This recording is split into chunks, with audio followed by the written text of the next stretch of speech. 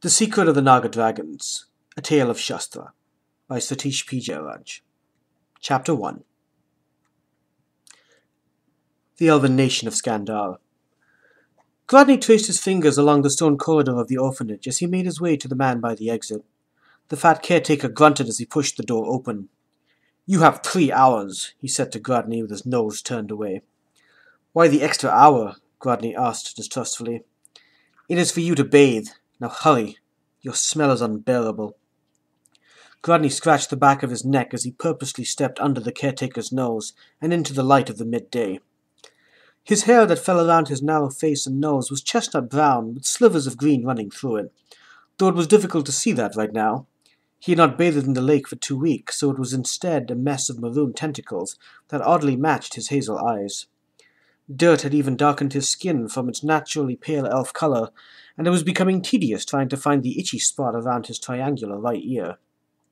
He would bathe today, after visiting his regular places. 2 soldiers were training against each other on the practice field when Gladney got there.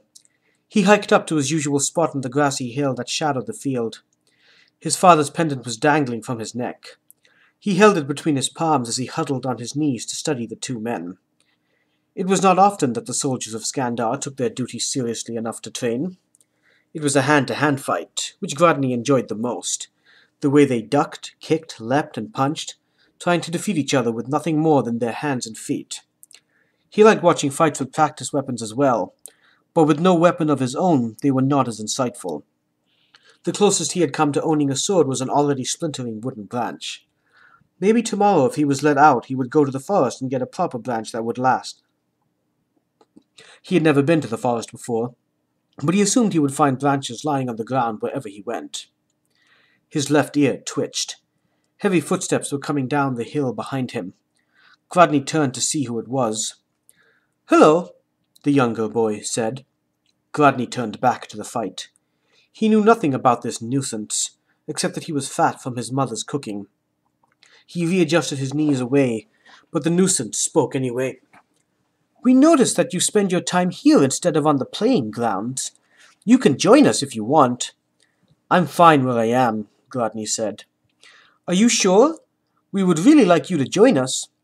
No one had ever bothered him when he was up here before, not in the entire half-annual he had been coming here. "Why all of a sudden?" The boy stuttered. Gladney then noticed that there was more noise coming from behind the boy, from the other side of the hill where the grounds were. Gladney stood up and walked to the top of the hill to see what was happening. The younger kids, friends of the one who was here, were huddled along an edge of the field while the older ones dominated the center. The 2 groups were trading jeers. "How long has Firklin and his friends been pushing you off the field?" Gladney asked. "It has been almost a week now. We could really use your help. Everyone knows that Firklin won't bother you anymore." Firklin and his little group were 3 years older than Gladney. They used to bully him as well, surrounding him and pushing him to and fro like he was a ball. He had been an easy target for them then, because he had no friends, and his father was never in Skandar to protect him. That all changed a month after his father had died, when they thought he would be an even easier victim of their harassment. While 2 of Firklin's friends had held him from behind, Gladney struggled viciously against them. He kicked out wildly towards Firklin and missed his face by a hair. The savage attack caused him to fall upon the 2 holding him, and he lashed out like a rabid dog till his assailants scrambled out from under him. They yelled insult at him as they ran away, and they never tried to physically attack him again. Gladney had never been satisfied with the way the harassment had ended. He had never had the chance to hit Firklin. "You want me to help you fight them. That's really why you came here."